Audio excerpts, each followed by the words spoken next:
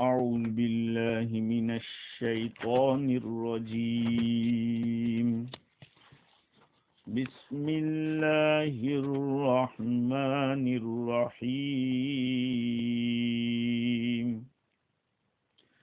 فلما سمعت بمكرهن أرسلت إليهن وأعتدت لهن متكئا وآتت كل واحدة منهن سكينا وقالت اخرج عليهن فلما رأينه أكبرنه وقطعن أيديهن وقلن حاش لله ما هذا بشرا إن هذا إلا ملك كريم. صدق اللہ العظیم. بزرگوں، پیارے بھائیوں، کل گزشتہ گفتگو ہماری یہ چل رہی تھی کہ مصر کی عورتوں نے، جو کہ عزیز مصر کے یہاں خدمت کرنے والوں کی بیویاں تھیں، آپس میں چیمی گوئیاں کی اور یہ کہہ دیا کہ ہماری رائے یہ ہے کہ زلیخا سیدھے راستے سے بھٹکی ہوئی ہے،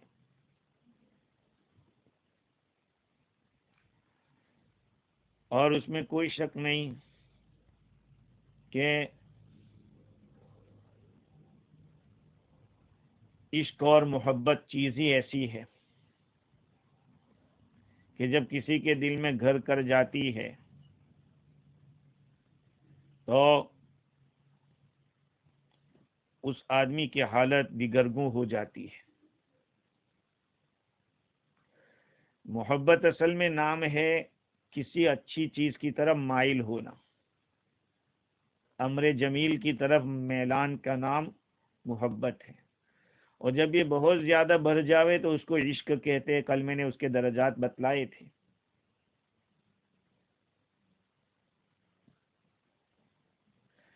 اور محبت ساری دنیا کے وجود کی اصل ہے. یہی محبت سبب بنی اس دنیا کی. جیسے بعض روایات میں کہ کنت کنزا مخفیہ فاحببت ان اعرف. حق جل وعلا فرماتے کہ میں تو پوشیدہ خزانہ تھا، میں نے چاہا کہ میں پہچانا جاؤں. تو عشق و محبت اگر صحیح جگہ پہ ہو تو بہت اچھی چیز ہے، اور اس میں بہت بڑی طاقت بھی ہے. جنید بغدادی رحمۃ اللہ علیہ کے حوالے سے صاحب روح البیان نے لکھا کہ جہنم نے اللہ تعالیٰ سے عرض کیا کہ میرے رب، اگر میں آپ کی اطاعت نہ کروں، آپ نے جو حکم مجھے دیا ہے اس حکم کو میں پورا نہ کروں، تو آپ مجھے کیا سزا دیں گے اور کس چیز سے سزا دیں گے؟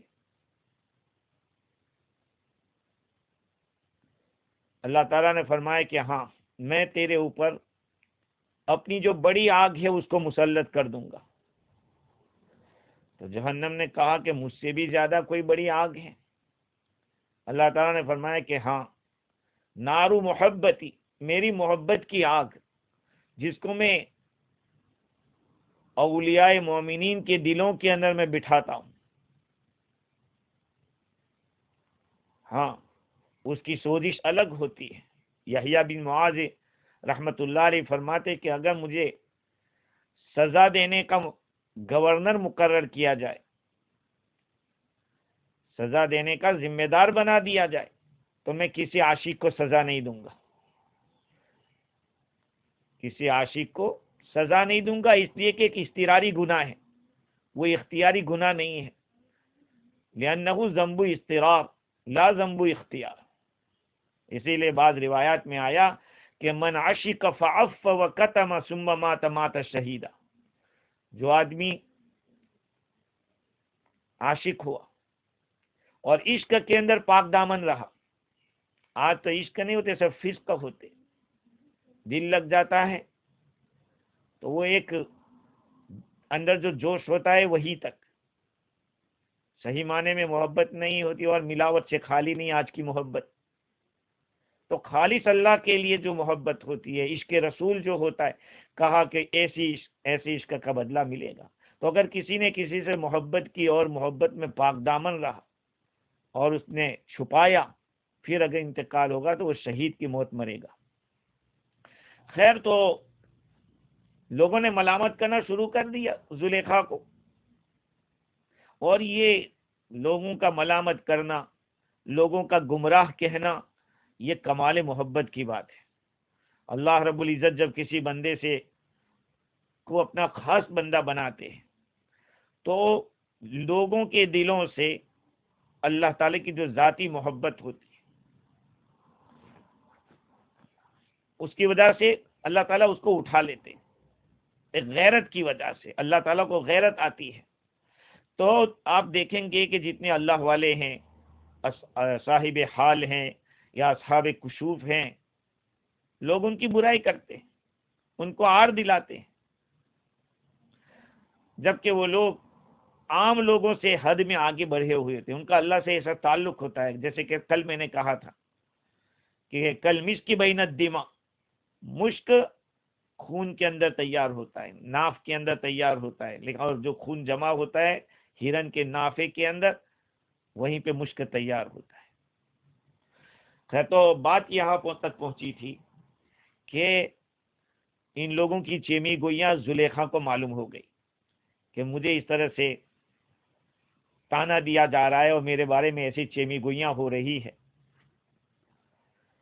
تو آگے کا حال کیا ہوا اللہ تعالیٰ بیان کرتے ہیں، فَلَمَّا سَمِعَتْ بِمَكْرِهِنَّ أَرْسَلَتْ إِلَيْهِنَّ، جب زلیخا نے سنا ان کے فریب کو، ان عورتوں کے مکر کو، تو ان کو بلا بھیجا، وَأَعْتَدَتْ لَهُنَّ مُتَّكَأً، اور ان کے لیے ایک محفل تیار کی، وَآتَتْ كُلَّ وَاحِدَةٍ مِّنْهُنَّ سِكِّينًا، اور ان میں سے ہر ایک کو ایک ایک چھری دے دی، وقالت اخرج علیہن، زلیخا نے یوسف علیہ السلام سے کہا کہ ان کے سامنے آ جاؤ، فلما رأینہ اکبرنہ، جب ان عورتوں نے یوسف علیہ السلام کو دیکھا تو انہوں نے یوسف علیہ السلام کو بڑا سمجھا، وہ ششدر رہ گئی، حیران رہ گئی،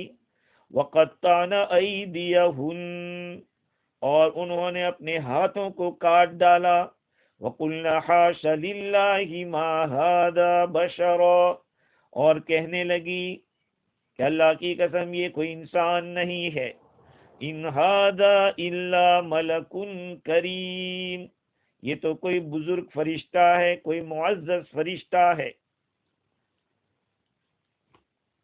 تو عورتوں کی گفتگو کو مکر کہا، زلیخا کو پتہ چلا، فلما سمعت بمکرہن، مکر سے مراد غیبت، زلیخا نے دیکھا کہ میری غیبت کر رہی ہے اور زلیخا کی برائی میں حیلہ کر رہی ہے،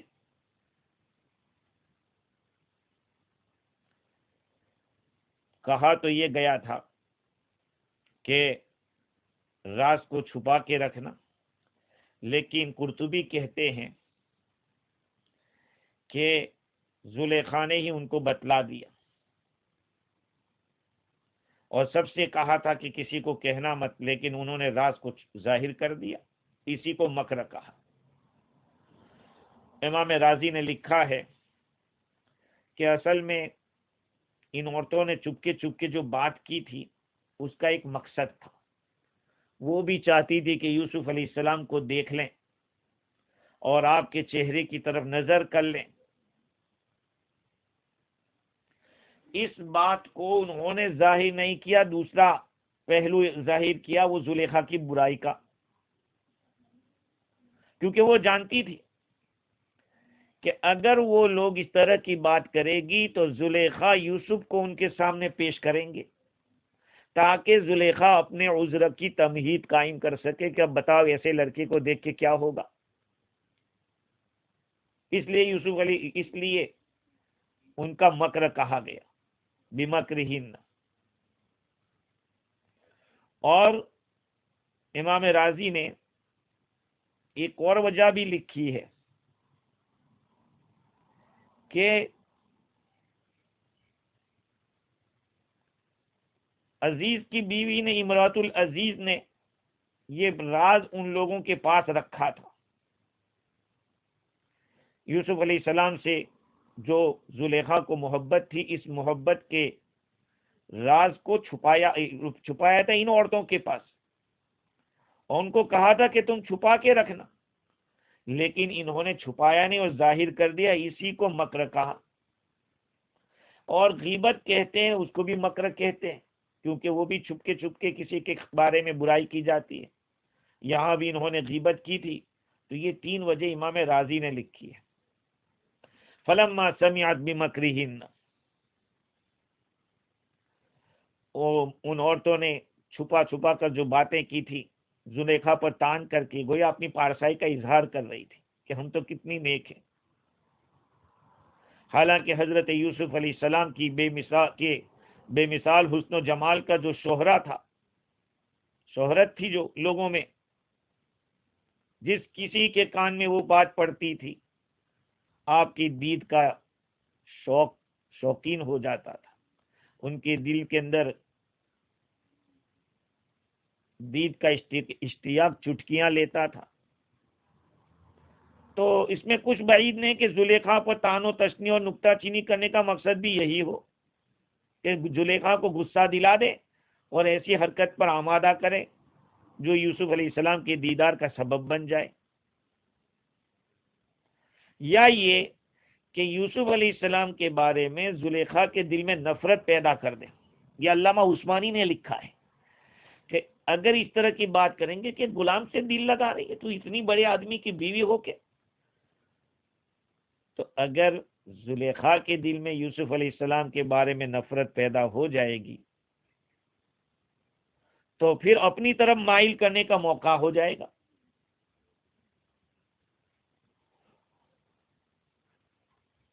ارسلت الیہن، ان کو بلا بھیجا. بھائی کیسے بلایا؟ جب یہ بات سنی تو امام قرطبی نے لکھا ہے کہ ایک کھانے کا پروگرام بنایا تاکہ ان کو بھی اسی طرح سے عشق میں ڈالیں جیسے خود عشق میں پڑی.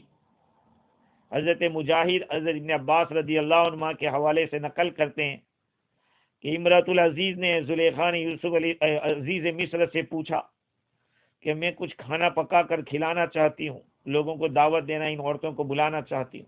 کہا کہ ٹھیک ہے کرو. تو کھانا تیار کیا، پھر ان سب کے لیے گھر کو مزین کیا، ڈیکوریشن کر دیا اور بلایا کہ اب کھانے کے لیے حاضر ہو جائے. اور یہ بھی کہا کہ کوئی ایک بھی خالی نہ رہے، جتنوں کو بلایا سب کو آنا پڑے گا. اب کتنی عورتیں تھیں؟ کل تو ہم نے 5 کہی، لیکن وہب ابن منبی کی ایک روایت میں 40 عورتوں کا بھی تذکرہ ہے. ناگواری کے باوجود بعض عورتیں تو آئی. اس کے بعد انتظام ایسا ہوا تھا وَأَعْتَدَتْ لَهُنَّ مُتَّكَأً، ان کے لیے مجلس قائم کی.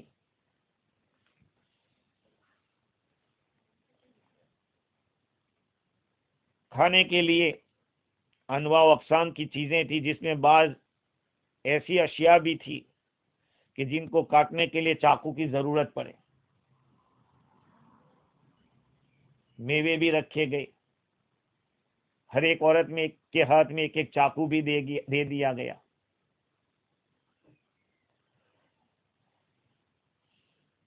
اور متقا کی تشریح کے اندر بعض مفسرین نے لکھا کہ طعام یحتاج الی ان یقطع بالسکین، وہ اس کھانے کو کہا ہے کہ جہاں جس کو کاٹنے کے لیے چاقو کی ضرورت پڑے. اس کے اندر مجموعی طور پر امام رازی نے 3 قول نقل کیے۔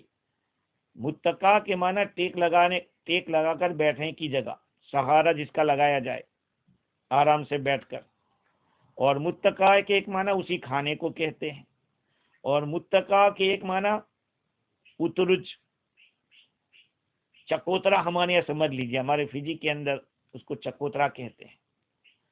جو اورنج آتی ہے اسی کی فیملی میں ایک بہت بڑا پھل ہوتا ہے، بڑا پھل جو 2 ہاتھ سے پکڑ سکتے ہیں اس کو، اور اس کا جو چھلکا ہوتا ہے بڑا دبیز ہوتا ہے، موٹا ہوتا ہے۔ تو اس طرح کی چیز تھی۔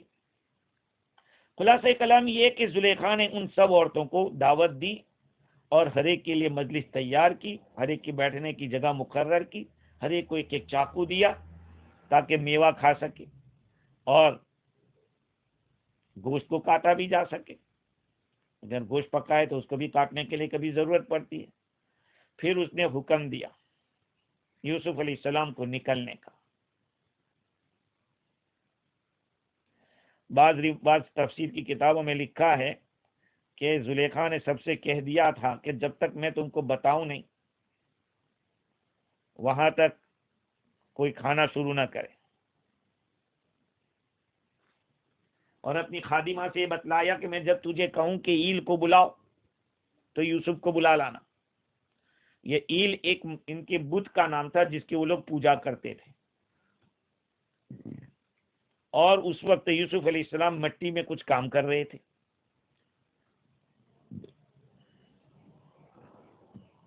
حضرت یوسف علیہ السلام نے اپنے ازار کو باندھ رکھا تھا اور اپنی کلائیاں کھلی رکھی تھی، کچھ کام میں مشغول تھے۔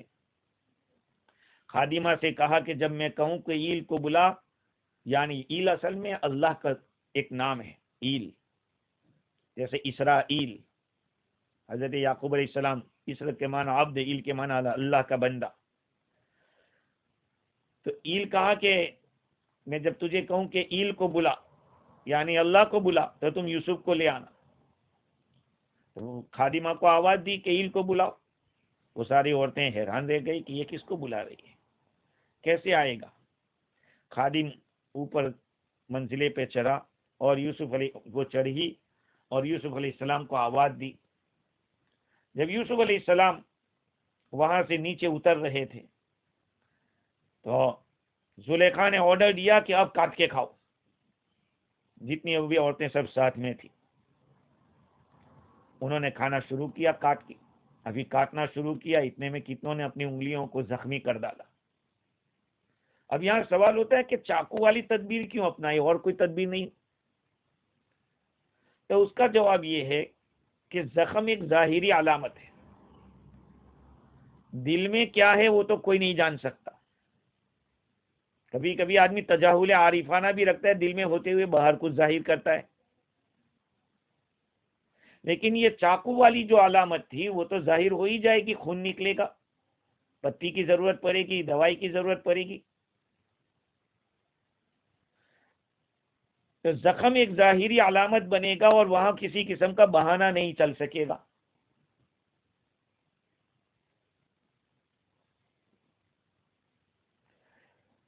حافظ ابن کثیر رحمت اللہ علیہ نے لکھا ہے کہ یہ بات کئی علماء نے لکھی کہ زلیخا نے ان لوگوں سے کھانے کے بعد، کھانا جو کچھ چاول روٹی جو کچھ ہوگا وہ کھانے کے بعد لوگوں کو بٹھایا اور سب کے سامنے پھل رکھے، اترج بھی رکھا اور ہر ایک کو چھری دے دی۔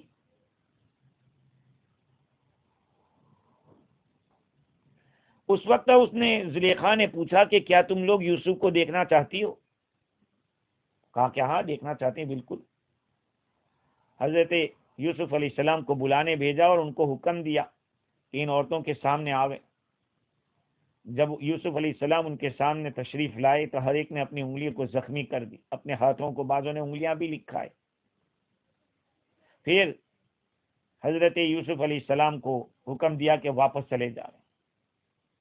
واپس جا رہے مقصد یہ تھا کہ آگے آتے بھی دیکھے اور پیچھے جاتے بھی دیکھے، مقبلوں و مدبرا۔ حضرت یوسف علیہ السلام واپس ہو گئے اور ان لوگوں نے اپنے ہاتھوں کو زخمی کر دیا، احساس بھی نہیں ہوا تکلیف کا، اور زخم ہونے کی حالت میں جیسے پریشانی ہوتی ہے وہ ظاہر کرنے لگی۔ زلیخا نے کہا کہ انتن من نظرۃ واحدہ فعلتن ہکذا فکیف الام انا، کہا ایک نظر میں تم نے یہ کر ڈالا کہ انگلیاں کاٹ ڈالی، میرے اوپر کیسے ملامت کی جاتی ہے پھر؟ ارے وہ میرے تو سامنے رہتا ہے ہمیشہ، تو مجھ پہ کیا گزرتی ہوگی؟ یہ ابن کثیر رحمۃ اللہ علیہ نے لکھا ہے۔ تو قطعن ایدیہن، تو بھئی ہاتھوں کو کاٹا کیوں؟ اس لیے کاٹا کہ وہ ان کے دل یوسف علیہ السلام میں مشغول ہو گئے۔ اکبرنہ وقطعن ایدیہن فلما رأینہ اکبرنہ، جب ان عورتوں نے یوسف علیہ السلام کو دیکھا تو ششدر رہ گئی، حیران رہ گئی، بڑا سمجھا یوسف علیہ السلام کو۔ کیوں بڑا سمجھا؟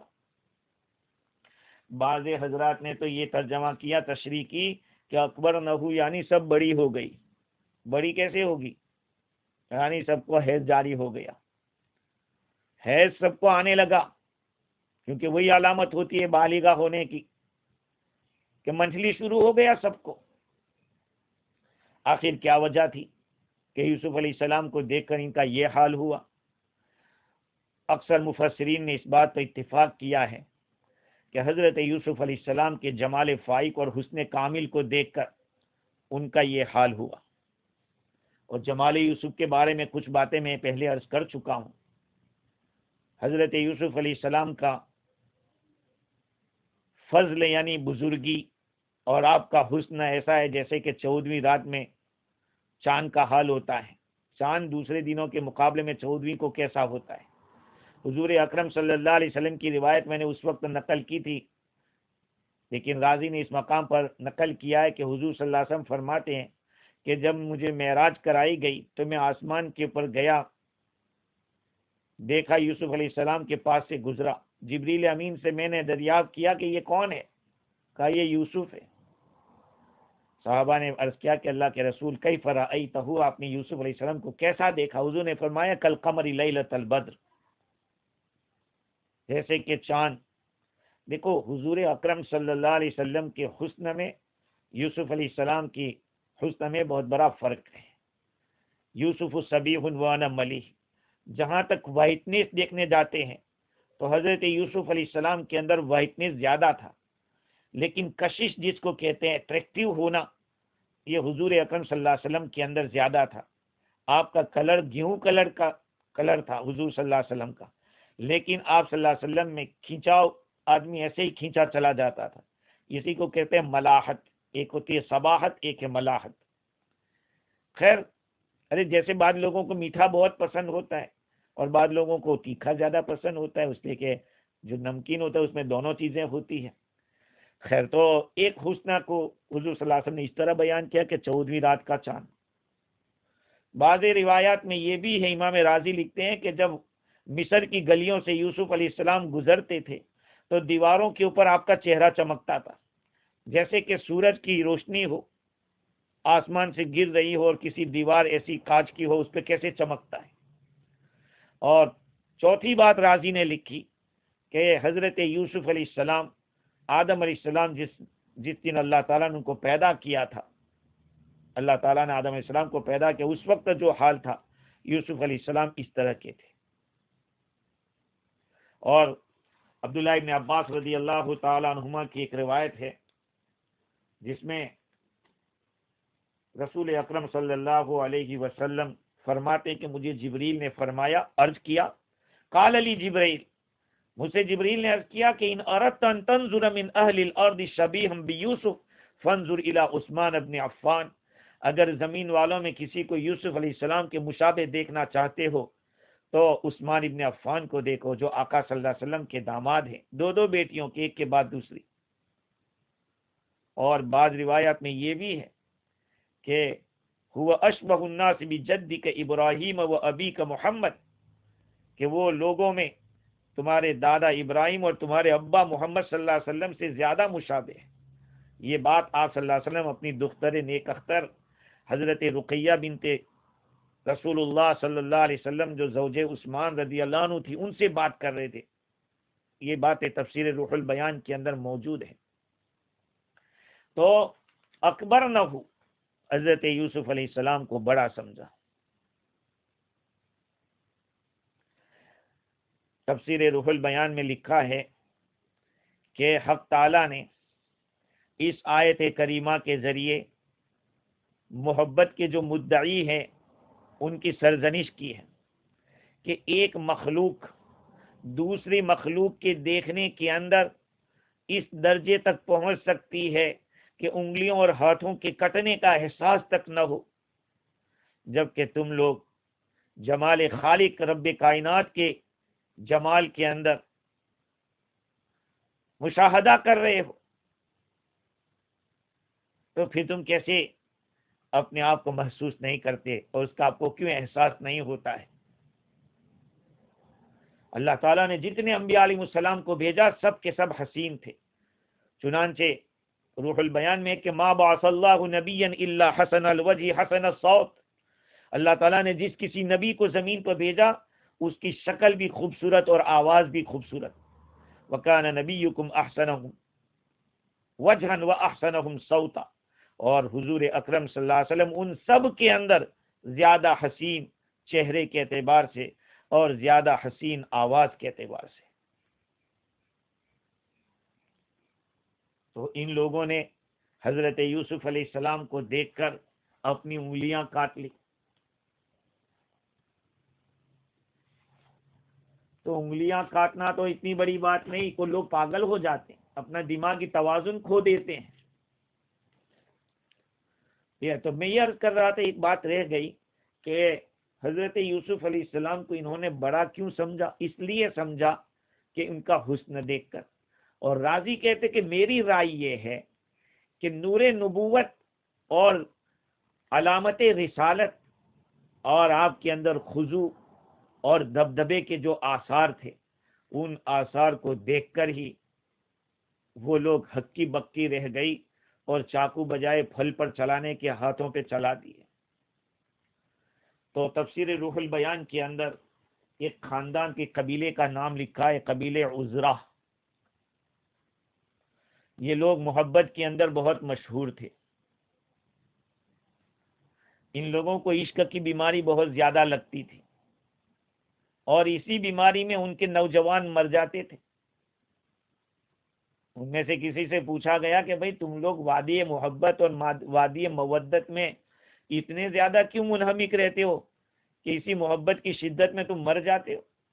تو کہا کہ بِأَنَّ فِي قُلُوبِنَا خِفَّةً وَفِي نِسَائِنَا عِفَّةً، اس لیے کہ ہمارے دلوں کے اندر نرمی ہے، خفت ہے، اور ہماری عورتوں میں عفت ہے۔ ہاں، عورت بھی پاک باز ہو، پاک دامن ہو تو شوہر کا دل کرے گا، اور شوہر کا دل بھی ایسا ہو کہ ایک جگہ آج جتنی بھی جگہ مصیبتیں جتنے بھی ہو رہے ہیں اس کی بنیادی وجہ یہ کہ دل صاف نہیں رکھتے۔ اپنی بیوی جیسی بھی اللہ نے دی ہے اس کے ساتھ خوب محبت کی جائے۔ آج دنیا میں دیکھو، جہاں دیکھو بیوی کا جھگڑا ہے، میاں بیوی کا جھگڑا ہے، آپس میں نا اتفاقی ہے۔ اس کی بنیادی وجہ یہ ہے اللہ نے جو دیا ہے، جوڑا دیا ہے، اسی میں آدمی کو خوش ہو کے دل لگانا چاہیے، چاہے عورت ہو چاہے مرد ہو۔ لیکن ہوتا یہ ہے کہ مرد کو کوئی بھلی صورت ملتی ہے وہ ادھر چلا جاتا ہے، عورت کو کوئی رسپانس دیتا ہے وہ ادھر چلی جاتی ہے۔ تو یہ قبیلے عزرا کا جو کہنا ہے مجھے بہت پسند آئی یہ بات ان کی کہ فی قلوبنا خفہ وفی نسائنا عفہ، ہمارے دلوں میں خفت ہے، ہلکا پن ہے اور آسان ہے، نرمی ہے، اور ہماری عورتوں کے اندر پاک دامنی ہے۔ خیر، تو مجھے تو ایک قصہ سنانا ہے آپ کو کہ امام اصمعی کہتے ہیں کہ ایک مرتبہ میں سفر میں تھا، دوران سفر قبیلے عزرا کے پاس سے میرا گزر ہوا۔ میں نے سوچا کہ یہیں قیام کر لیتا ہوں، تو انہی کے گھر کے اندر میں رکا اور ان کی ایک بیٹی کو دیکھا، بہت ہی زیادہ حسینہ جمیلہ تھی۔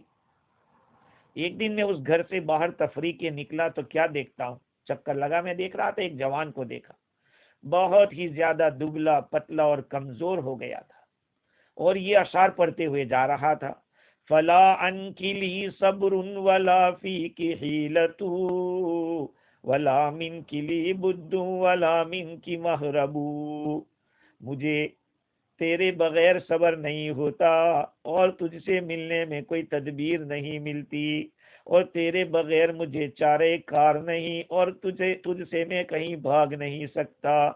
فلو کان لی قلبان عشت بواحدی وافردت قلبا فی ہواک یعذب، اگر میرے پاس دو دل ہوتے تو ایک دل سے زندگی گزار دیتا، اور دوسرے دل کو تیری محبت کے اندر ستانے دیتا۔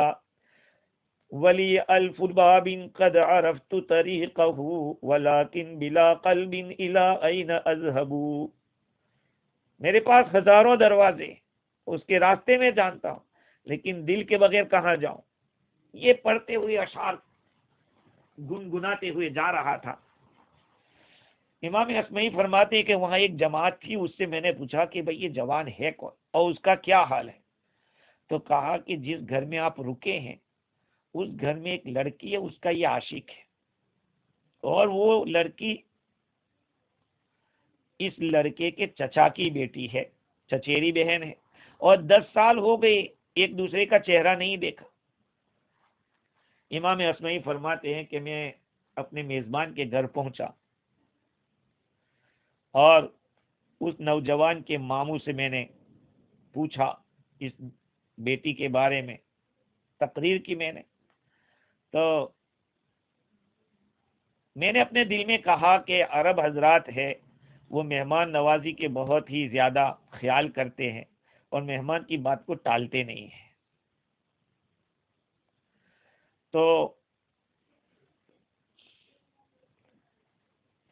میں نے کہا میں میزبان سے کہ عرب کے اندر اجنبی مہمان کی بھی بہت ہی زیادہ حرمت کا خیال رکھا جاتا ہے، اس کو سامنے رکھ کر میری درخواست یہ ہے کہ آج اس لڑکے کے سامنے اس لڑکی کو ظاہر کر دو۔ تو انہوں نے کہا کہ اس میں کوئی خیر نہیں ہے، اس لڑکے کی بھلائی اس میں نہیں ہے۔ اسمعی نے کہا کہ میں سمجھا کہ یہ خامو خواہ بخل کر رہے ہیں، بہانہ نکال رہے ہیں۔ میں نے کہا کہ مہمان کے دل جوئی کے لیے 1-2 قدم تو ذرا آپ برداشت کر لیجئے تاکہ جمال کا مشاہدہ ہو جائے تو اس کو راحت مل جائے۔ میرے دل کے اندر اس لڑکے کے لیے بہت بڑی نرمی پیدا ہو گئی ہے، میرا دل بہت زیادہ نرم ہو گیا ہے، اس لیے آپ سے امید رکھتا ہوں۔ انہوں نے لڑکی نے کہا کہ دیکھو مصلحت اس لڑکے کی مجھے دیکھنے میں نہیں ہے، لیکن اگر آپ نہیں مانتے تو ٹھیک ہے۔ اسمعی کہتے ہیں کہ میں گیا اس نوجوان کے پاس اور اس کے پاس بیٹھ گیا، اور میں نے کہا کہ حاضر باش مشاہدے دلدار را، کہ دیکھو تم تیار رہو اپنی محبوبہ کے دیکھنے کے لیے، اس لیے کہ میں تمہارے لیے درخواست کر کے آیا ہوں۔ اسی بات میں ہم تھے کہ وہ لڑکی دور سے آئی، ظاہر ہوئی، اور زمین میں اپنے دامن کو کھینچتی ہوئی آئی، اور اس لڑکے کے ارد گرد سے جانے لگی۔ اس لڑکے نے جب اس لڑکی کو دیکھا تو ایک نعرہ لگایا اور زمین پہ گر گیا۔ میں نے دیکھا کہ اس کے بدن کے اوپر کئی جگہ کے اوپر جلنے کے نشان تھے۔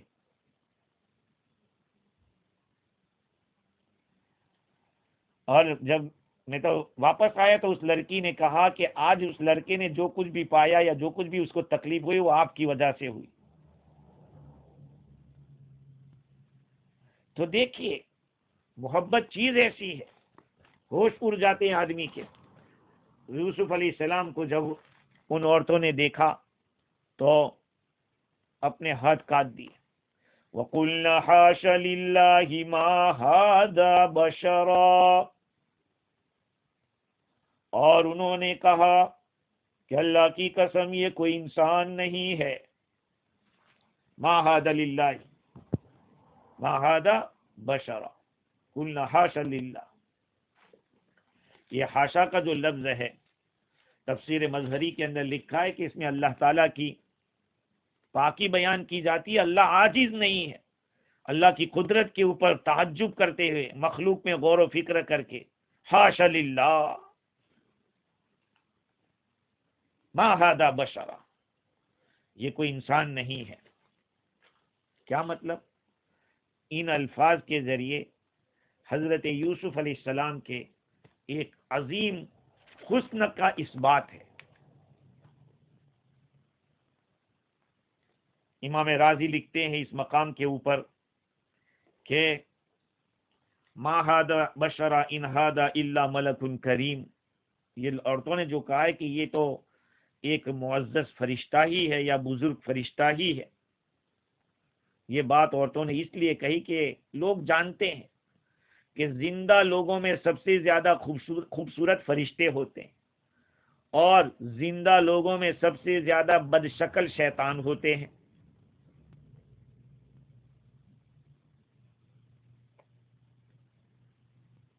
لوگوں کے دلوں میں یہ بات بیٹھی ہوئی ہے کہ فرشتے سے زیادہ کوئی زندہ حسین نہیں اور شیطان سے زیادہ کوئی زندہ بدصورت نہیں.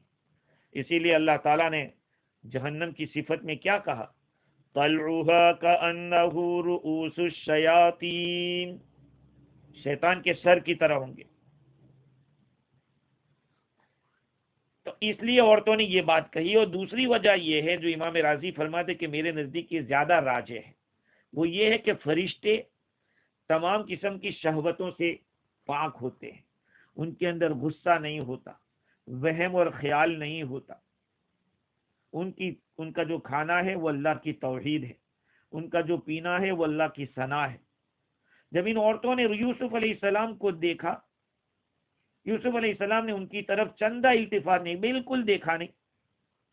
ان عورتوں نے حضرت یوسف علیہ السلام کو نبوت اور رسالت کی ہیبت کو دیکھا، آپ کی پاکیزگی کی نشانی کو دیکھا، تو انہوں نے کہا کہ اس آدمی میں شہوت کا کوئی اثر نہیں دیکھا، انسانیت نام کی کوئی چیز نہیں دیکھی، انسانی صفت میں سے کچھ نہیں دیکھا.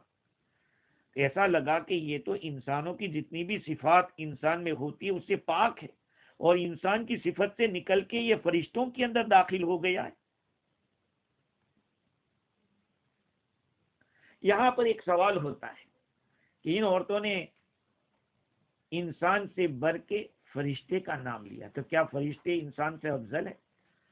یہ ایک سوال قائم کر دیا کچھ لوگوں نے کہ فرشتہ انسان سے بہتر ہوتا ہے اور اسی آیت سے دلیل پکڑی.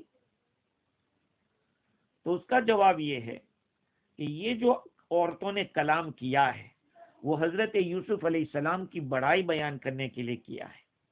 لہذا ضروری ہے کہ ان کو انسانیت سے نکال کر فرشتے میں داخل کر دیں. جو فرشتہ اونچے درجے کے سمجھے جاتے ہیں کہ ان کو انسان سے نکال کر فرشتے میں داخل کر دو. اب دوسری بات یہ ہے کہ حسن دو چیزیں ہیں، ایک تو حسن ظاہر ہوتا ہے، ایک حسن باطن ہوتا ہے. انسان کو فرشتے کے ساتھ جب تشبیہ دی جاتی ہے تو وہ علی سبیل الحقیقت یہ اولا ہے. حضرت یوسف علیہ السلام کو تشبیہ دی گئی فرشتے سے اس آیت میں، وہ اندر کی صفات اخلاق باطنہ دل کے اندر کے جو صرف ظاہری صورت نہیں.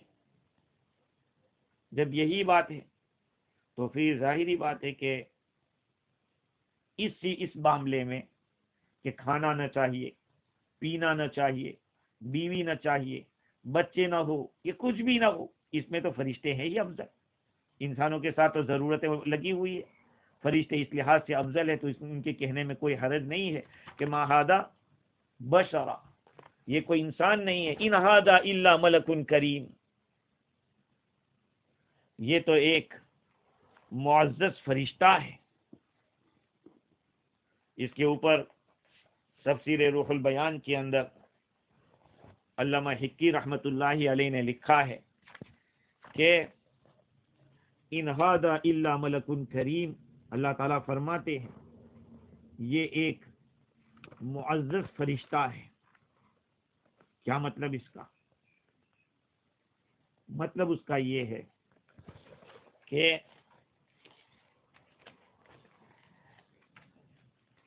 اللہ تعالیٰ نے جو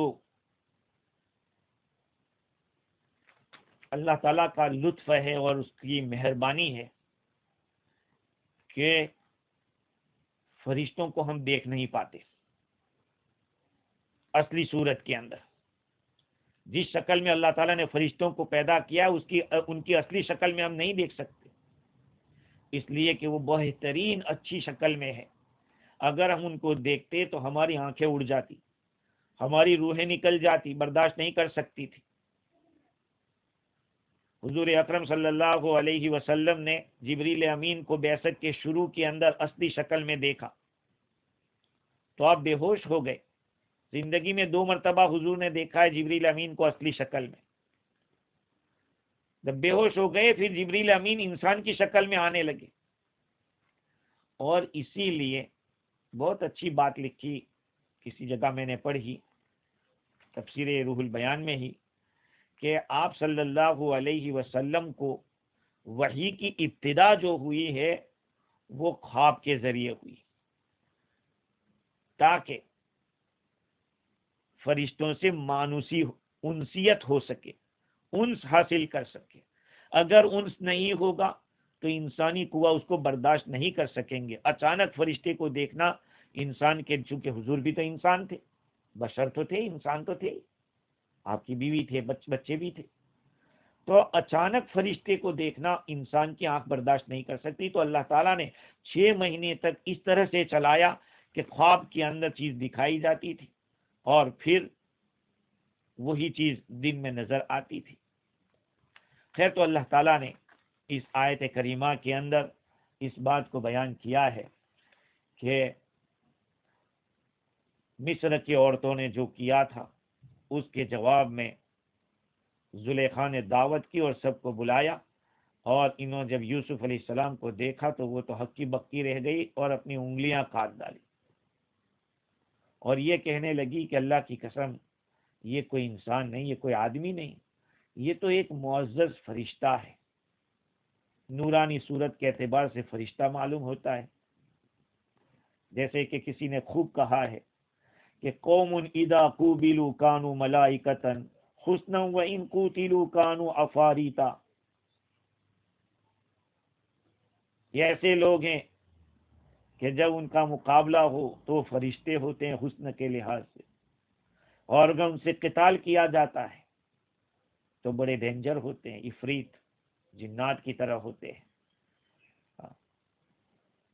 خیر، مزید گفتگو انشاءاللہ آئندہ کل کریں گے۔ اللہ تعالیٰ مجھے بھی اور آپ کو بھی دین کی صحیح سمجھ عطا فرماوے اور عمل کرنے کی توفیق عطا فرماوے۔ وآخر دعوانا الحمدللہ رب